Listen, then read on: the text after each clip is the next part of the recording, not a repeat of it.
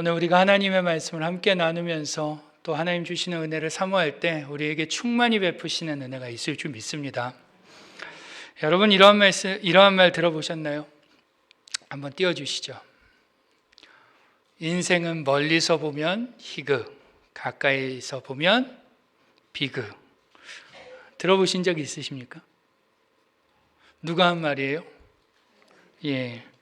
영국 출신의 희극 배우이자 영화 감독이었던 찰리 채플린이 했던 말입니다. 그는 우리가 잘 아는 대로 굉장히 세계적으로 유명한 배우였습니다. 그러나 그의 어린 시절은 사실 그렇지 않습니다. 그는 마약 중독의 아버지 밑에서 태어나 빈민가 출신으로 거리에서 노래를 부르며 춤을 추는 것으로 생계를 유지해야만 하는 그러한 어린 시절을 보내야 했던 사람이었습니다. 그런데 그러한 그가 1913년에 미국으로 가서 영화계에 데뷔를 하게 되고요. 이후 그는 우리가 잘 아는 지금 저 모습이죠. 중절모의 콧수염, 지팡이. 아마 우리 여기 연세가 좀 있으신 분들은 다 기억하실 것입니다. 세계가 인정하는 정말로 저 캐릭터 리틀 트램프라는 캐릭터로 이름을 내기 시작하여 세계가 주목하는 코미디언 배우로 명성을 얻게 됩니다. 저 찰리 채플린은 전 세계의 수많은 배우들의 선망의 대상이 되죠. 그러나 그러한 성공 뒤에는 사실 그에 못지않은 아픔들이 그에게는 있었습니다. 그는 4번의 결혼과 3번의 이혼을 했는데요.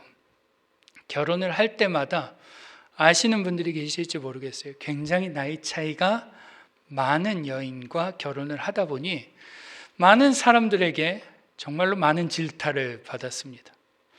심지어 마지막에 결혼한 여자는 이 찰리 채플린이 50대일 때 17살 먹은 여자와 결혼을 했는데요. 그러다 보니 결혼하는 과정에서도 굉장히 많이 고통을 당했지만 또 이혼하는 과정, 마지막 여인과는 오래 살았지만 죽을 때까지 같이 살았지만 그 전에 여자들과는 이혼하는 과정에서 법적 소송도 하면서 여러 아픔을 겪었던 사람입니다.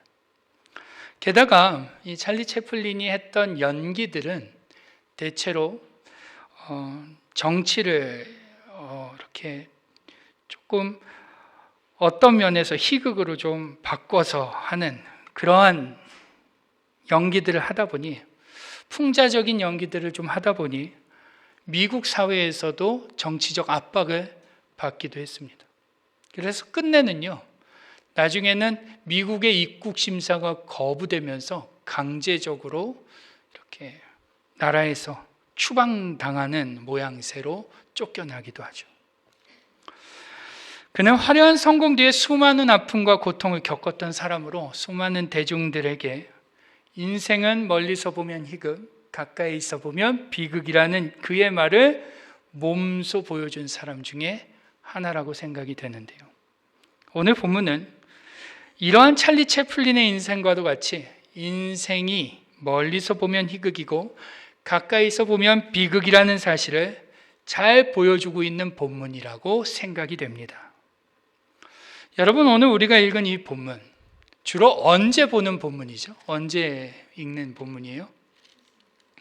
네, 크리스마스 성탄절 때 주로 보는 본문이죠. 많은 사람들은 멀리서 이 예수님의 잉태라는 영광스럽고 놀라운 소식을 접하다 보니 거기에만 도취되어 이 그림이, 이 장면이, 이 본문이 매우 아름답게만 느껴집니다. 그러나 이 본문 말씀의 이면에는 어떤 사람들은 말할 수 없는 아픔과 슬픔, 고통을 겪고 있었다라는 것을 우리는 놓치지 말아야 한다는 것이죠. 오늘 우리가 예수님의 잉태라는 이 놀라운 사건 뒤에서 아파할 수밖에 없고 고통스러워할 수밖에 없고 신음할 수밖에 없었던 이 요셉이라는 인물을 좀 자세히 살펴보면서 마태복음 저자인 마태가 이러한 요셉을 통하여 우리에게 말씀하고자 하는 바가 무엇인지를 좀 집중해 보고자 합니다. 여러분 잘 아시겠지만 오늘 마리아가 예수님을 잉태한 사건은 당사자인 마리아와 또한 배우자인 요셉에게 상당히 충격적인 사건이 아닐 수 없습니다. 여러분 한번 질문해 드려보죠. 이 예수님을 잉태한 마리아와 그의 남편이 되는 요셉, 이 두 사람 중에 이 마리아의 잉태는 누구에게 더 충격적인 사건이었을까요? 마리아일 것 같으세요? 요셉일 것 같으세요? 자, 손 한번 들어보죠. 마리아다. 요셉이다. 나머지는 뭐예요? 자, 한 번 더. 자, 마리아다. 눈치 보지 마십시오. 요셉이다. 네, 그렇죠. 누구겠어요? 당연히 요셉이죠. 왜 그런 거 하냐면 누가복음 1장을 보시면 그 이유를 우리가 찾을 수가 있어요. 누가복음 1장을 보시면 하루는 천사가 나사렛에 있는 마리아를 찾아갑니다. 찾아가서 뭐라고 해요? 너가 장차 누구를 잉태하게 될 거다? 예수를 잉태하게 될 거다. 미리 말을 해줘요. 예고를 해줍니다. 그리고 그때 마리아는요, 그 말을 듣고서는 뭐라고 고백하냐면, 예, 그 일이 저에게 일어날 것입니다. 이루어질 것입니다. 라는 신앙 고백을 합니다. 그리고 나서 마리아는요, 이 유다 산지에 살고 있던 엘리사벳의 집에 가서 3개월간 있다가 돌아오게 되죠. 3개월 정도 되면 어떻게 되나요? 배가 좀 불러오나요? 아닌가요? 전 잘 모릅니다. 늘 불러 있어서 잘 모르는데 아무튼 3개월 정도 이렇게 있다 오면서 임신을 하게 되죠. 마리아는 천사의 예고가 있었고 또 그 말씀이 이루어질 것이라는 자신의 고백 후에 그 말씀대로 잉태를 하게 되었기 때문에 사실 마리아가 느끼는 충격은 조금 덜했습니다. 그런데 이러한 마리아와는 달리 요셉은 어때요? 어느 날 마리아가 임신했다는 소식을 갑작스럽게 듣게 된 거예요. 충격적이죠? 아닌가요? 이게 충격적이게 다가오려면 당시 유대인들의 결혼 풍습을 좀 이해할 필요가 있는데요. 당시 유대인들은 약혼을 하고 1년 정도 뒤에 결혼을 했습니다. 이 약혼을 하면 가정으로서 법적인 효력이 발생이 됩니다. 그래서 이 가정을 깨기 위해서는 두 사람 중에 한 사람이 죽거나 혹은 이혼 증서를 써줘야지만 가정의 이 결혼이 무효화될 수 있습니다. 약혼을 하는 순간 남편이라고 부르고 아내라고 부를 수 있죠. 그런데 그보다 더 중요한 것이 있어요. 이 약혼을 하는 순간 1년 동안 신랑과 신부는 동침을 할 수 없다는 거예요. 동침만 못하는 것이 아니라요, 대부분이 만나지도 못했습니다. 우리의 약혼과는 좀 달라요. 1년 뒤 어느 날 갑자기 신랑이 찾아오는 거예요. 그래서 우리 복음서에 나오는 신랑을 기다리는 신부의 비유 아시죠? 그게 이해가 되는 거예요. 어느 날 갑자기 신랑이 그 신부를 데리러 오는 거예요. 그때까지 이 신부는 신랑을 만날 수도, 신랑도 신부를 만날 수도 없는 겁니다. 그런데 동침은 물론이거니와 만나지도 못하는 상황에서 요셉은 어떤 소식을 들은 거예요? 그 정혼한 여자 마리아가 임신했다는 소식을 들은 거예요. 그것도 아마 건너 들었겠죠. 생각해 보십시오. 이 요셉의 입장에서는 상상할 수 없는 일이 일어난 거예요. 상상하고 싶지 않은 일이고 상상해 본 적도 없는 일이 일어난 것입니다. 성경은 이 상황에 대해서 18절 우리가 읽어봤는데 18절에 뭐라고 적어요? 마리아가 요셉과 약혼하고 동거하기 전에 성령으로 잉태된 것이 나타났더니 별일 아닌 것처럼 말이에요. 마리아와 요셉 사이에 성령으로 잉태되어 마리아가 임신한 사실이 나타났다. 대수롭지 않게 적습니다. 그런데 별거 아닌 것처럼 성경은 기록하고 있지만 요셉에게 있어서만큼은 이 상황은 그렇게 간단한 일이 아니라는 거예요. 아무렇지 않은 일이 아니에요. 그냥 넘어가기 쉬운 일이 아니라는 거죠. 게다가 요셉이 적어도 마리아가 임신한 것이 성령으로 잉태된 것이라는 것을 알았더라면 그 충격이 조금은 덜했을지도 모르겠습니다. 그런데 여러분 오늘 본문을 보세요. 요셉이 알고 있는 것 같아요? 모르고 있는 것 같아요? 모르고 있습니다. 그러니 지금 요셉은 어떠한 생각을 하고 있는 거예요? 마리아가 나와 정혼했는데 이 여인이 나를 배신하고 다른 남자의 아기를 가졌구나.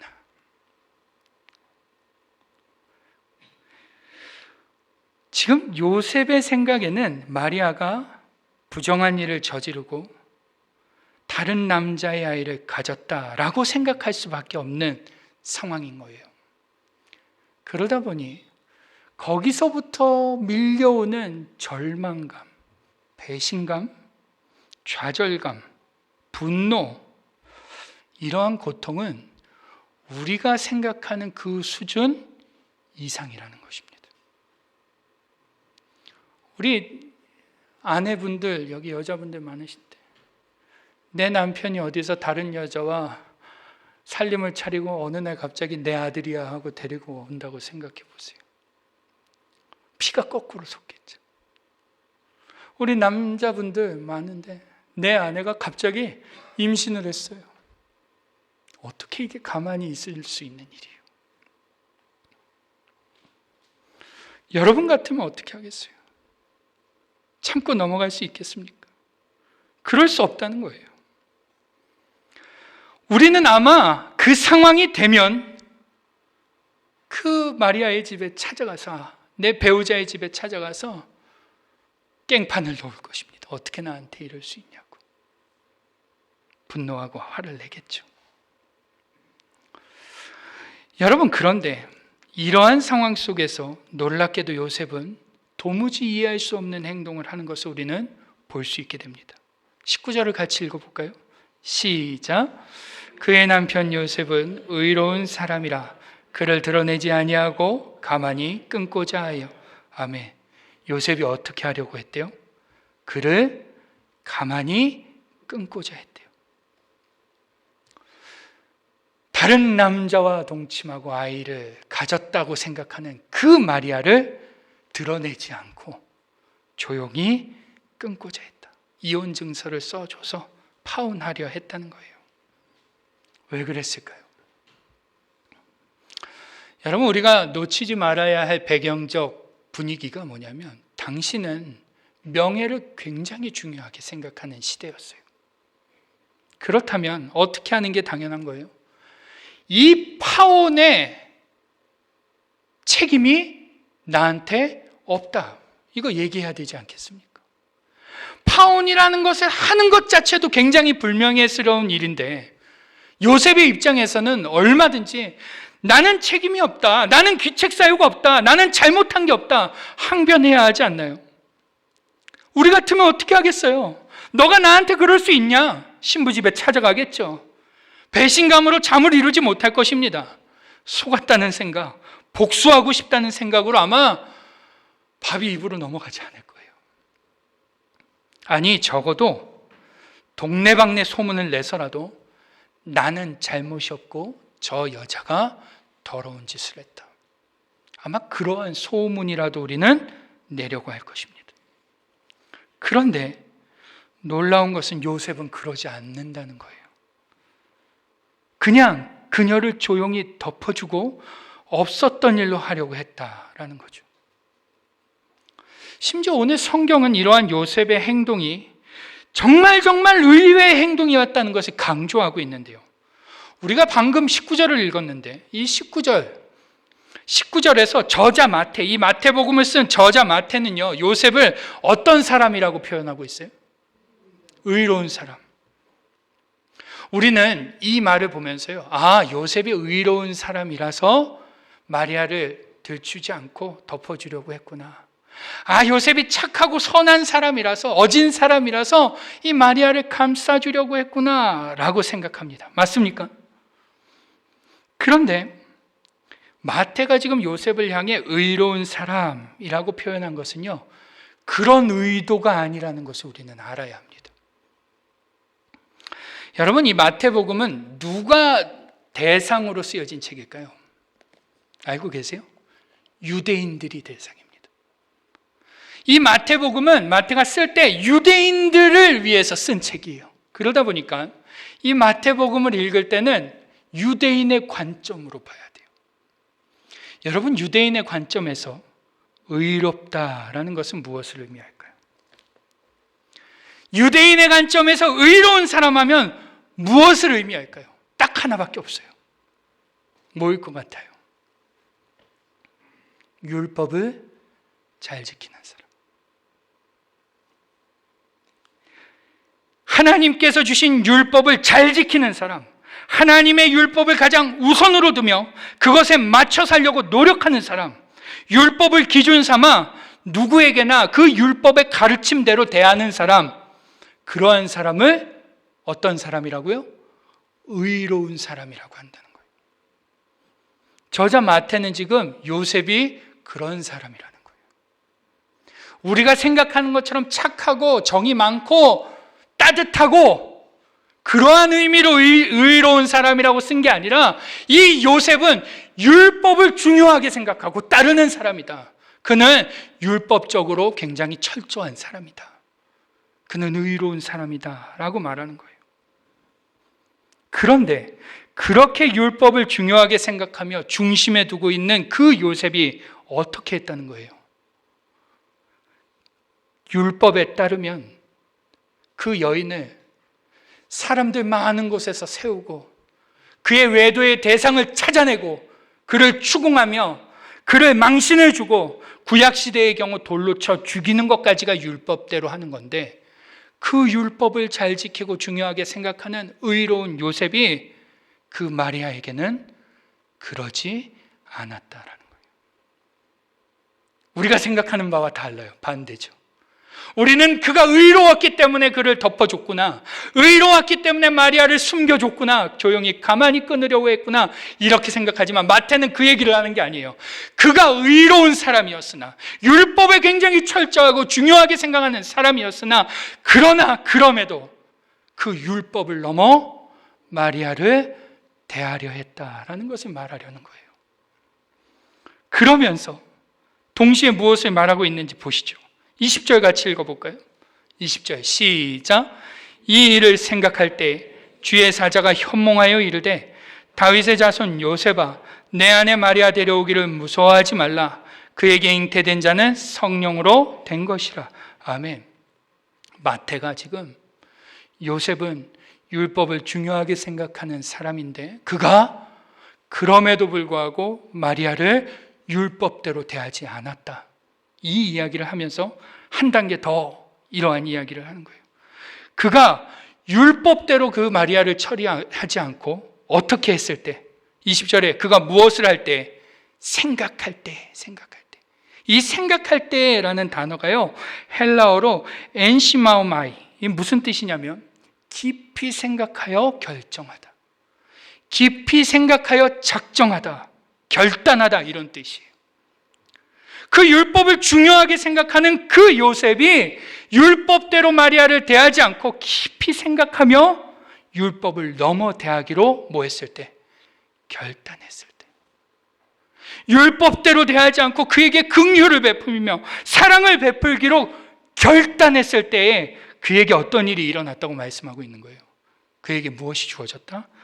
하나님의 사자가 현몽하는 일이 주어졌다, 이 얘기를 하고 싶은 거예요. 그가 율법의 기준이 아니라 율법을 넘어서는 기준으로, 율법을 넘는 사랑과 긍휼로 그 여인을 대할 때 하나님의 뜻이 그때 비로소 그에게 주어지고 알아지는 역사가 있었다라는 거예요. 그래서요, 조금 더 보시면요, 그 하나님의 뜻을 아는 것으로 그치지 않아요. 어떻게 하냐면 하나님께서 그 요셉에게 뭐라고 말씀하시는지 보세요. 20절 하반절부터 21절 보시면 다윗의 자손 요셉아, 내 아내 마리아 데려오기를 무서워하지 말라. 그에게 잉태된 자는 성령으로 된 것이라. 아들을 낳으리니 이름을 예수라 하라. 이는 그가 자기 백성을 그들의 죄에서 구원할 자이심이라 하니라. 아멘.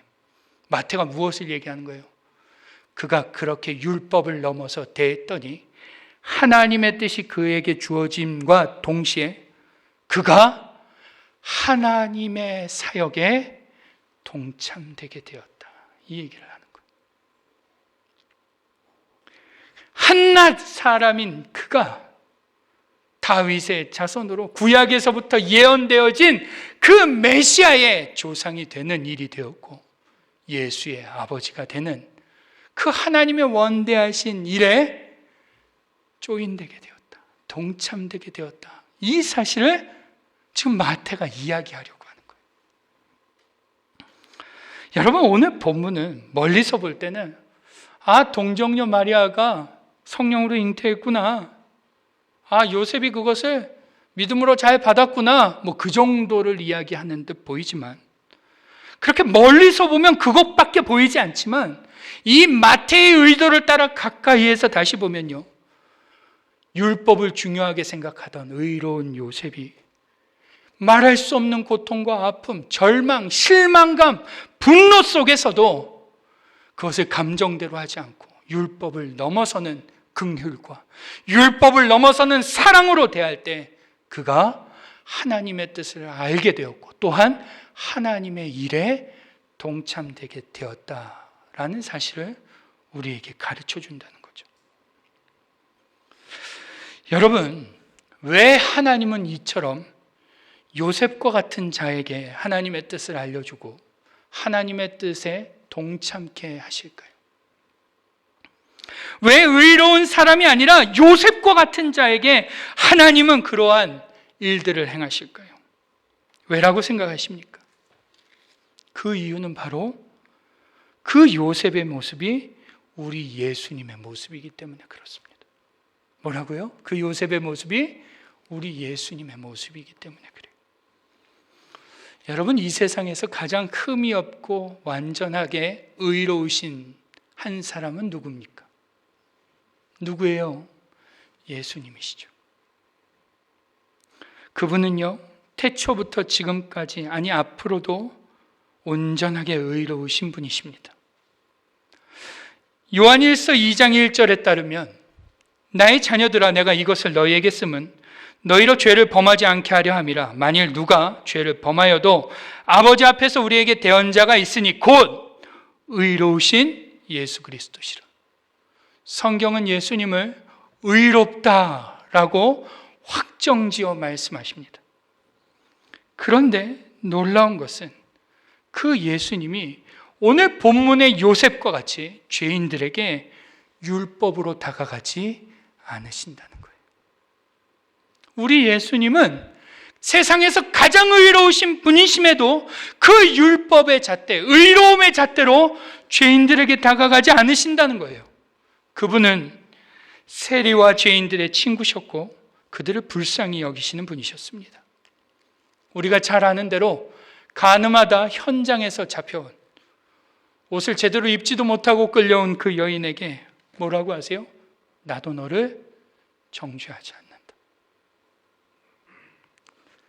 또 한 죄 많은 여인이 눈물로 예수님의 발을 적시며 머리털로 닦을 때 그 예수님은 그 여인의 행동을 부정하게 생각하지 않으시고 그녀의 눈물을 자신을 향한 사랑으로 인정해 주세요.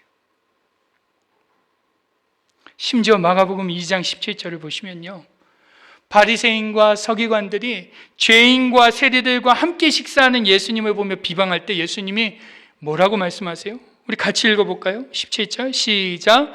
예수께서 들으시고 그들에게 이르시되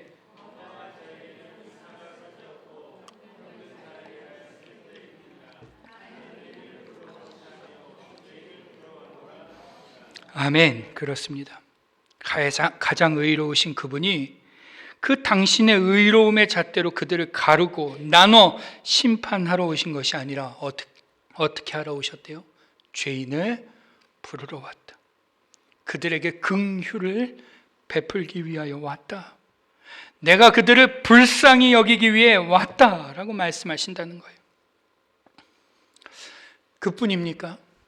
그 예수님은요, 세상에서 가장 의로우신 분이심에도 불구하고 수많은 사람들의 모욕과 침뱉음, 채찍질과 조롱을 당하며 십자가에 달려 돌아가시게 되는데, 그때에도 이렇게 말씀하시죠.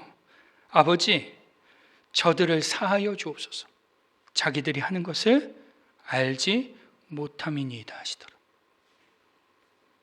우리 주님은요, 의로우신 분이셨지만 그 의로움의 잣대로 죄인들을 바라보지 않으셨다는 거예요.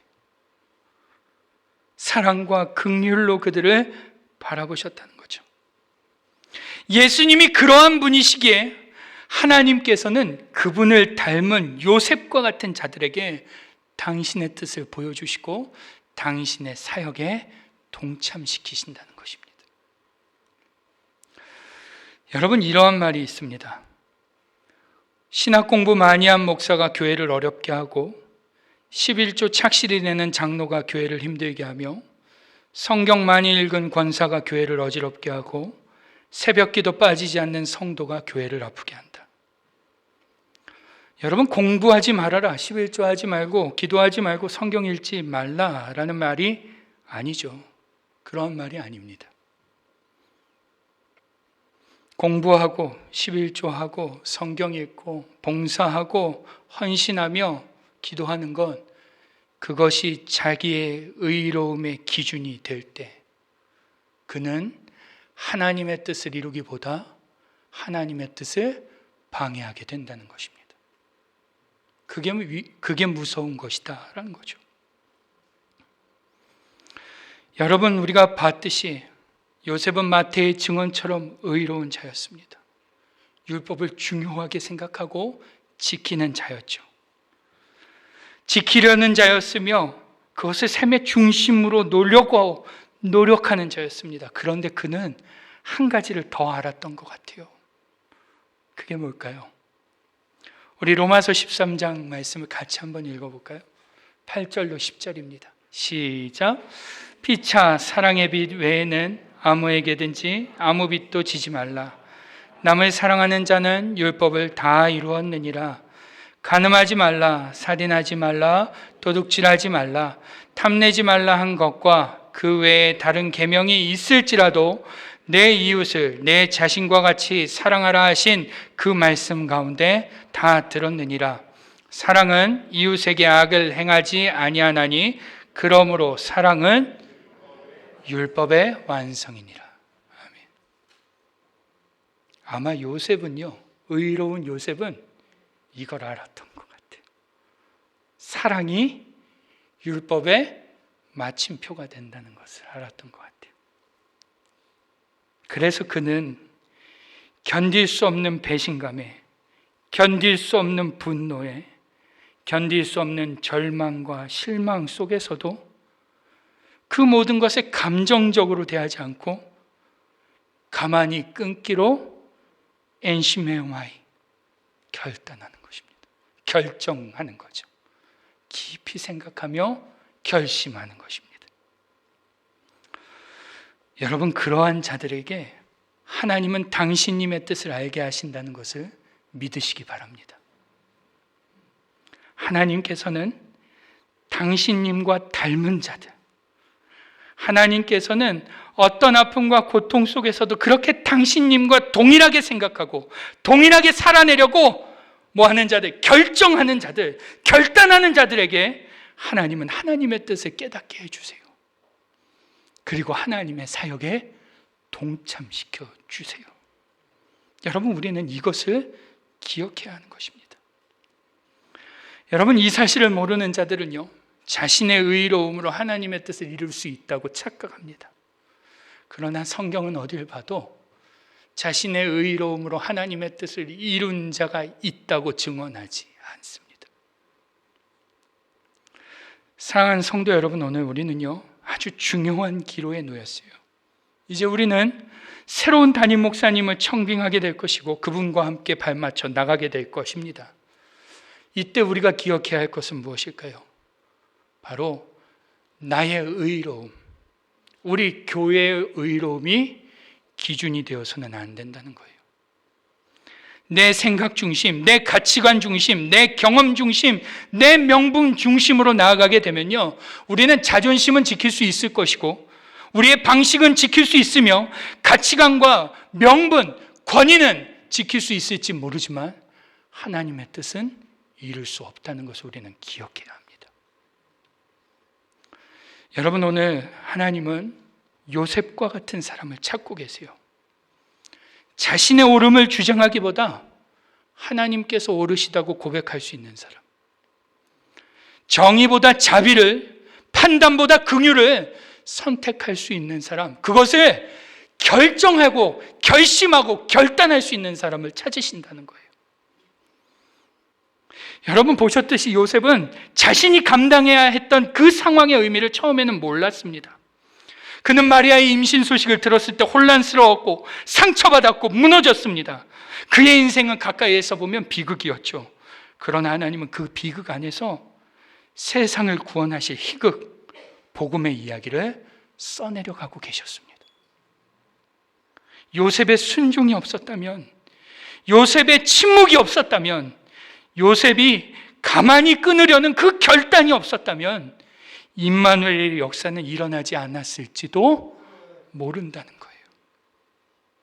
그러니 여러분, 요셉처럼 한번 자신의 의로움을 넘어 주님의 성품으로 살아내기를 결단해 보시기를 주님의 이름으로 축원합니다.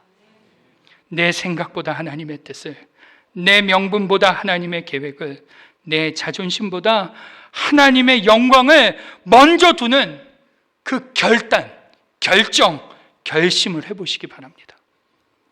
분명 그러면 그때 하나님은 우리에게 하나님의 뜻을 깨닫게 해주실 것입니다. 그리고 그 하나님의 사역에 우리를 끼워 넣어 주실 거예요. 우리의 힘으로는 감당할 수 없지만 그 영광스러운 하나님의 일에 우리를 넣어 주실 것입니다. 여러분, 임마누엘 하시는 하나님이 반드시 그 역사를 우리에게 이루실 줄 믿습니다. 바라기는 오늘 그 은혜가 우리 모두에게 있기를 주님의 이름으로 축원합니다. 기도하겠습니다.